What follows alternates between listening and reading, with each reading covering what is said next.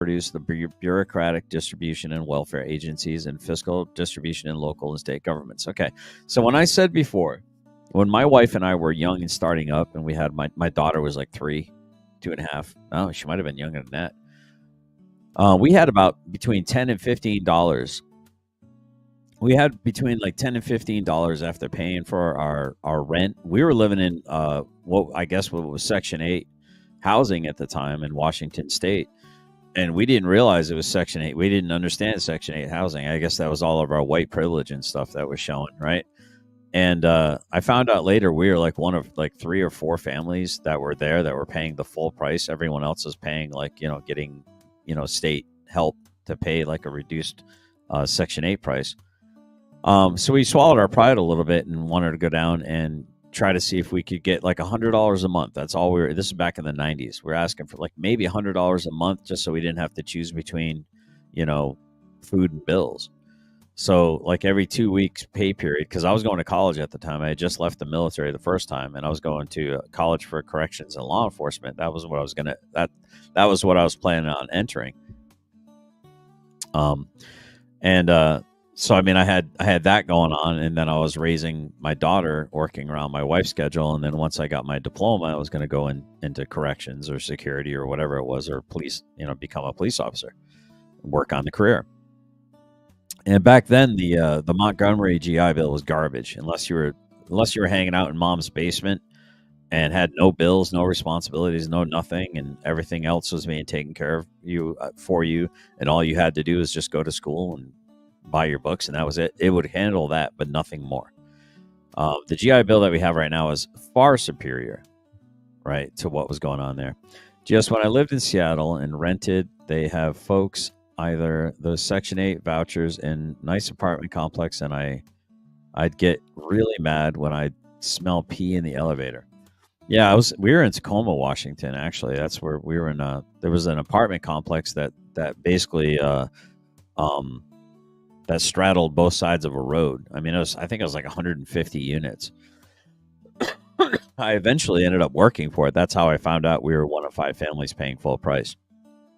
I ended up doing like cleaning out these disgusting Section 8 like abandoned apartments where the people got evicted, and then fucking absolutely no respect for property, no respect for cleanliness, just absolute disgusting trash left behind.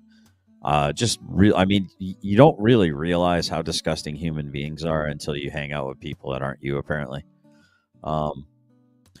So the interesting thing is, so we went to the welfare, and I've told this story before. We went down to the welfare department, and we went in, had my daughter and my wife. My daughter was in the stroller, my wife in there. So we walked up. It was our turn. We sat there for like an hour, almost 2 hours, waiting in line. We go up to the window. They start asking the questions, and of course, it's already a strike against my wife, even though we weren't married at the time. Unfortunately, I wanted to be married, but it didn't happen. But it was a strike against my wife because I was in my child's life, that I was in her life.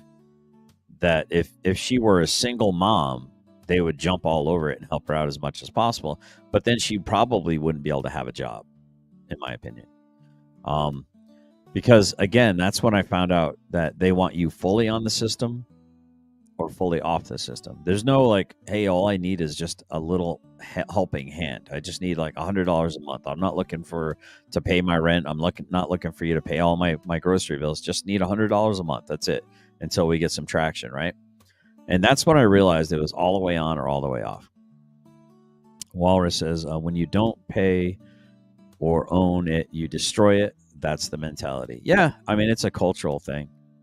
It's a cultural thing too, man. That's why I say not all cultures are the same. Now, there's an American culture, and then there's like a Haitian culture. There's a European culture. There's a Japanese or an Asian culture. I mean, there's different cultures, man, and they're just not the same, dude. I mean, when I was in Afghanistan, people would just be like shitting and pissing in the freaking streets and stuff. It was pretty damn gross. It's just different, guys. It's just different. All right. So it says, so all the way on, all the way off. And so if you look at the key words here, right? Oh, why is it doing that? Okay. So if you look at the key words here, it's about government bloat, right? Would produce bureaucratic distribution in welfare agencies and fiscal disruption in local and state governments. So it was about controlling the government too. That would deepen existing divisions among elements in the big city. The Democratic coalition, the, the remaining white middle class, right? The working class ethnic groups, like Italians and and Irish, right? And the growing